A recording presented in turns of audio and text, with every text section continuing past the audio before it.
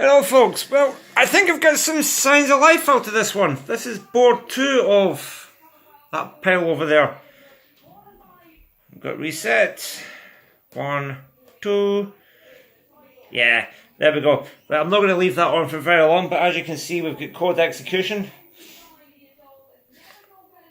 This is the one that was stuck out of reset. Now, by the way, yeah, I know the processor is a little bit green. It's a second-hand processor. I have another one coming in the post, and that'll sort that out. But it's working. It's working like a trooper. So turn that off now. Anyway, this is the one that was stuck out of reset. Not stuck in reset. Stuck out of reset. The reset LED there was coming on instantly for power on. A lot of people think that's something to do with these two chips here, and actually the manual tells you it's something to do with these two chips here, but more often than not it's not. Reset actually, you see this, if I let this focus, you see this trace here. See where I put this wire link in here, what I was talking about previous video. Leading up to this top transistor, that transistor there is responsible for reset. I think both of them are. They work in conjunction with this. So that once the voltage coming up for the main board swings past a certain level, it allows the board to go into reset and reset the processor so it can do all its doings. Found some RAM for it as well. I found some 8K RAM up the stair. I had a big good dig around all my boxes and some scrap boards that I'd ELL'd a while back, and I found these 8K RAM chips here. They're not 6264s. I mean, they're a completely oddball part number, but I checked the specs on data sheets and they're 8K units, so the same pinout and same internal spec. Slightly different access times maybe, but yeah, they're working. So anyway, I fixed this trace here and that solved the problem with it not going into reset. It resets fine now, but after I've done that, what I was getting was the board was just sitting there. It was just sitting there and doing nothing. And this is where this thing here really earned its money. This logic probe mine, see, I've actually broke it already. I broke the tip off it. I'll have to glue it at some point. As well as giving a visual indication, it's also got audio. And this is where it really earned its money. When you're usually probing around, you get a high-pitched sound for high and a low-pitched sound for low, right? But when I probed this chip here, U6, sound just didn't seem quite right. It seemed a bit flat, sort of off-tone. It sort of gave the impression that it wasn't reaching a fully high or low level. And it was pulsing. It said that this chip here is actually responsible for the system clock. It was pulsing. It's a 74HT04 and it's got a crystal here. It's got a ceramic resonator. But when it was pulsing, it just sounded wrong. It's hard to describe. It's like it just didn't give a rich tone. It sounded a bit flat. So anyway, they're pennies. I've got loads of them up the stair, socketed it, changed it, and the clock started running. After that, I was probing around here and I saw that I was missing some signals going in and out of the processor. And there's some previous owners been doing some investigations around the bit as well. Some of these tracks have been tinned.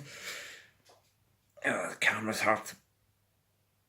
I must get a decent camera. The phone camera doesn't always do a good job. It tries. There we go. You see some investigations have been going on a bit here and some work's been going on a bit here. There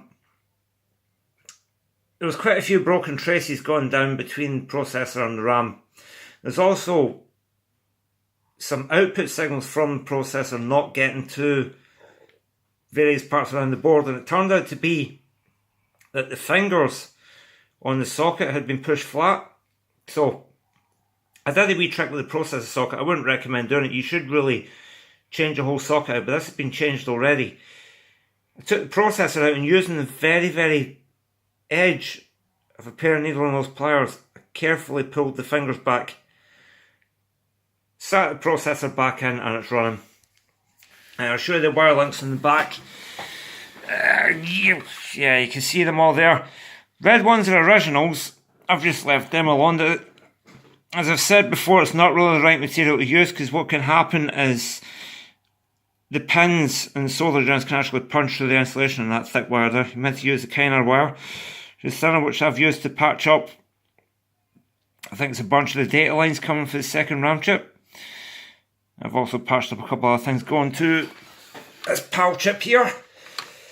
The PAL chips on it could do with being replaced with new ones, but they're working fine, so if it works, leave it alone. And yeah, so that's 2 out of 5 running.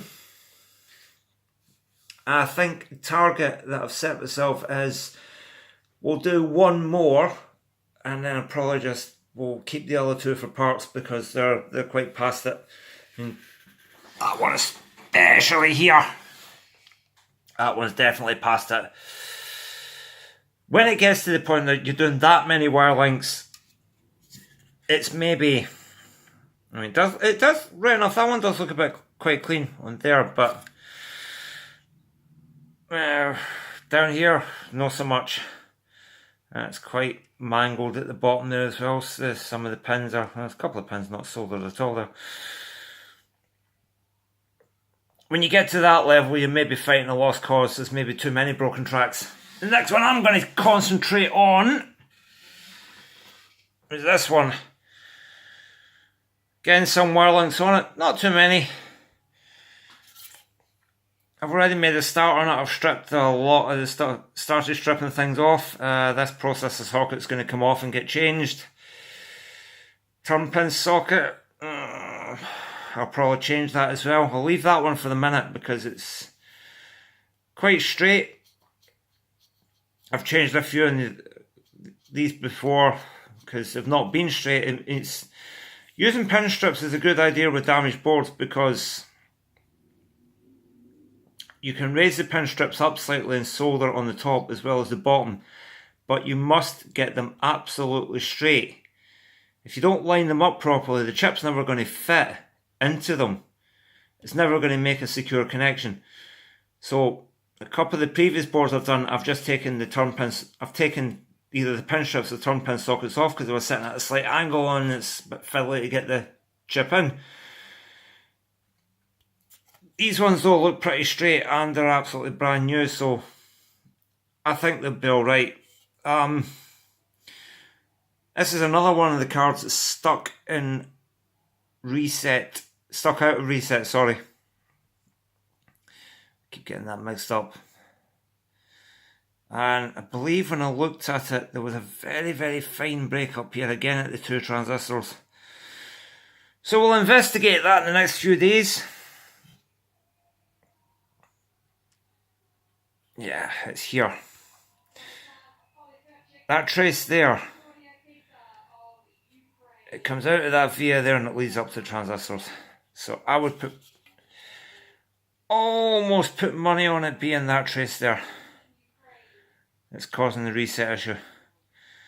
And that is probably the same trace as that one there. It's just slightly different design of card because that one's just a processor card and this one's got the ROM select and the ROMs built in. Although that one will happily run in the same mode as that one. You just leave the ROMs out of the socket. So that's where we're at just now. I could also be doing with maybe testing the cards in a different board, because I've said previously when I was first working on these, one of my main boards blew up, so I've got a non-working board here, but before I send the cards out I'll probably test them in the other working board I've got as well, just to absolutely guarantee that they're booting on all boards. Because although it's the chances of it are infinitely impossible, it is, but the chance is still there that there could be one broken trace on the cards or something that's causing something on these to idle and allow it to boot when it shouldn't really be booting, if you know what I mean. But God forbid that's happening. I don't think it is. I think the processor card is going to be just fine. Certainly get a lot of effort put into them anyway, so it's looking good for them. And I've actually got another Logic Pro coming to replace this one, but it's not audio, so I'm going to keep a hold of this one. I'll just glue the end with some plastic adhesive. And that's about that. So, we're halfway through the repair mission, I think. And once it's done, what I'm likely to do is I'll send the cards and I'll send any spares that are left over for the cards as well, because there's no point me keeping the spare parts for the cards if the cards aren't going to be here. I mean, I don't have an impact machine sitting here, but I've got enough kit put together to run enough of the system to see that it's booting up and starting. As I've said in previous videos, my instructions are get the cards booting. The rest of it, reels, lamps, whatever, that's up to the owner of the boards. I'm just here to solve the non-boot issues. Anyways,